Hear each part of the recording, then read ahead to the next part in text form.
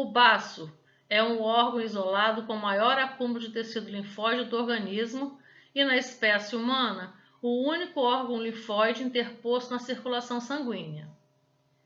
Em virtude de sua riqueza em linfócitos e células fagocitárias e do contato íntimo entre essas células e o sangue, o baço representa um importante órgão de defesa contra antígenos presentes no sangue circulante e é também o principal órgão destruidor de eritrócitos desgastados pelo uso. Como os demais órgãos linfáticos, é o local de proliferação de linfócitos durante uma resposta imunitária. Por sua localização na corrente sanguínea, o baço responde com rapidez aos antígenos presentes no sangue, sendo um importante filtro fagocitário e imunológico, além de grande produtor de anticorpos.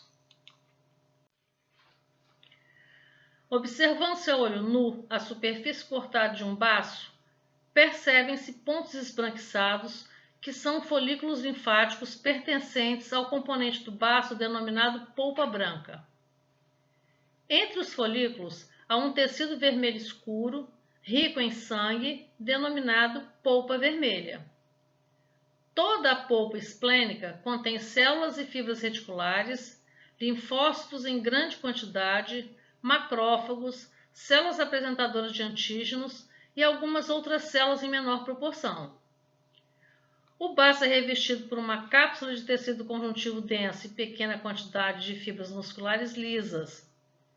Essa cápsula emite trabéculas que dividem o parênquima ou polpa esplênica em compartimentos incompletos. Na circulação sanguínea do baço, observamos que a artéria esplênica divide-se ao penetrar no hilo, originando ramos que seguem no interior das trabéculas, formando as artérias trabeculares. Os ramos dessas artérias deixam as trabéculas e penetram no parênquima, sendo envolvidos por uma bainha de linfócitos chamada de bainha linfática periarterial, que é um dos componentes da polpa branca. Ao longo de seu trajeto, a bainha linfocitária forma folículos linfáticos, que são o segundo componente importante da polpa branca. Os folículos linfáticos do baço possuem uma pequena arteríola no seu interior, denominada artéria central do folículo. Depois de deixar a polpa branca, as arteríolas se subdividem, formando as arteríolas peniciladas, que se continuam em capilares arteriais que levam o sangue para os capilares sinusoides ou seios esplênicos. Os sinusoides se situam entre os cordões celulares chamados de cordões esplênicos ou cordões de Bilro. Os seios esplênicos e os cordões esplênicos compõem a polpa vermelha do baço. O modo exato como o sangue passa dos capilares arteriais para o interior dos sinusoides é assunto ainda não totalmente esclarecido. As evidências mostram que na espécie humana a circulação do baço é aberta.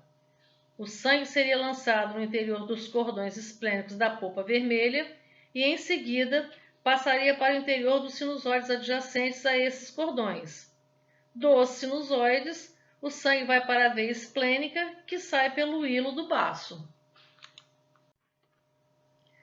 No corpo, há vários aglomerados de tecido linfático, situados no tecido conjuntivo das paredes dos sistemas digestivo, respiratório e geniturinário, assim como na pele.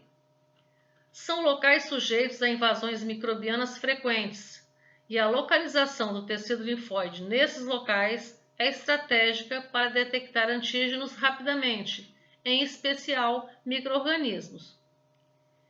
Em alguns locais, estes acúmulos de tecido linfático formam órgãos permanentes e bem estruturados, como as tonsilas e as placas de Peyer na região do ilho do intestino delgado.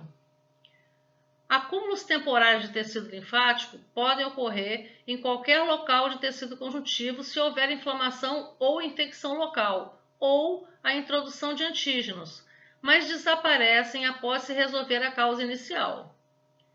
O conjunto do tecido linfático das mucosas é conhecido pela sigla MALT, que significa tecido linfático associado à mucosa.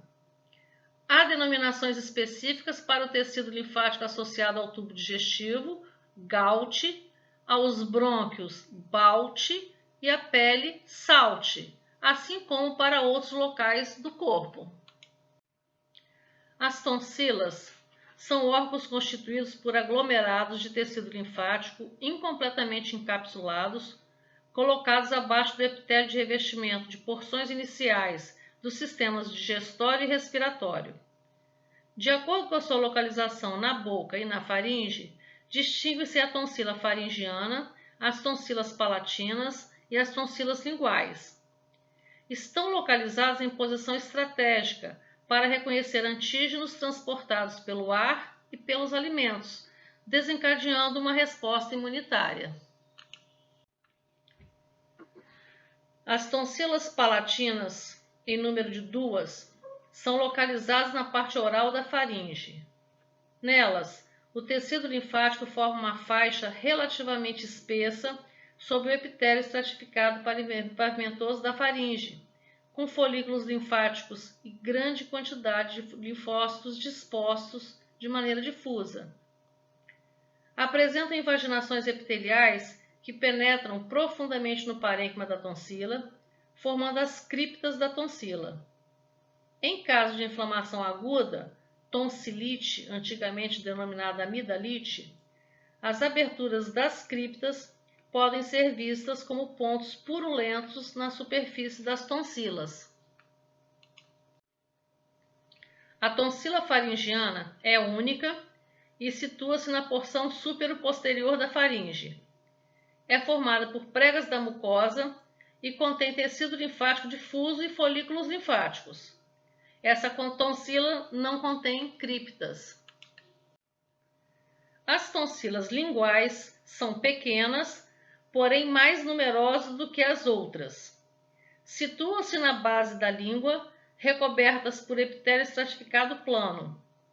Em cada tonsila, o epitélio forma uma invaginação que se aprofunda muito, originando uma cripta.